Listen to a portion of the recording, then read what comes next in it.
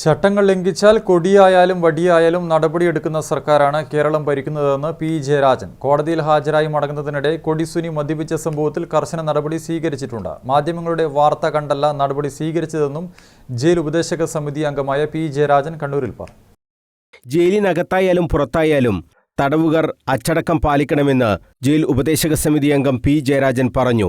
അച്ചടക്ക ലംഘനം നടത്തിയതിന്റെ പേരിലാണ് 3 പോലീസുകാർക്കെതിരെ സർക്കാർ നടപടി സ്വീകരിച്ചത്. ഇതിൽ സർക്കാർ വിരുദ്ധർക്ക് ആഹ്ലാദിക്കാൻ വകയില്ല. കൊടിയായാലും വടിയായാലും തെറ്റ് ചെയ്തവർക്കെതിരെ കർശന നടപടിയാണ് പിണറായി സർക്കാർ സ്വീകരിച്ചിട്ടുള്ളതെന്നും പി ജയരാജൻ പറഞ്ഞു. ഈ ഗവൺമെന്റ് വിരുദ്ധരായിട്ടുള്ള ആളുകൾക്ക് ആഹ്ലാദിക്കാൻ യാതൊന്നുമില്ല. കാരണം ഗവൺമെന്റ് കർശനമായ നടപടി എടുത്തിട്ടുണ്ട്. കൊടിയായാലും വടിയായാലും അച്ചടക്കം ലംഘിച്ചാൽ നടപടി. അതാണ് പിണറായി സർക്കാരിൻ്റെ പ്രത്യേകത.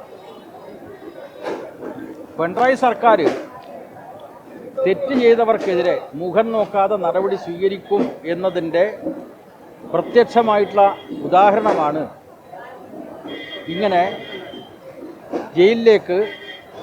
ജയിലിൽ നിന്നും പുറത്തു കോടതിയിൽ ഹാജരായ അവസരത്തിൽ നൽകിയിട്ടുള്ള ചെയ്തിട്ടുള്ള അച്ചടക്ക ലംഘനം സംബന്ധിച്ച് നടപടിയെടുത്തിട്ടുള്ളത്.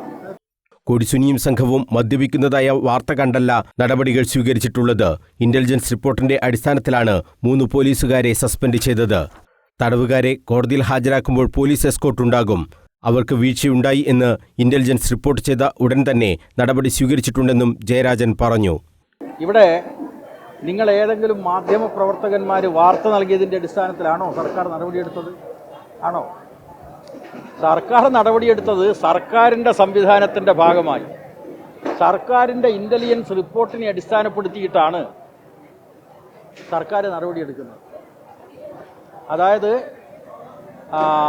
ഒരു തടവുകാരൻ, അത് എക്സ് ഓർ വൈ ആരോ ആയിക്കൊള്ളട്ടെ, ഒരു തടവുകാരൻ തടവിൻ്റെ ഭാഗമായി കോടതിയിൽ ഹാജരാക്കുന്ന അവസരത്തിൽ സ്വാഭാവികമായിട്ടും പോലീസ് എസ്കോർട്ട് ഉണ്ടാകും.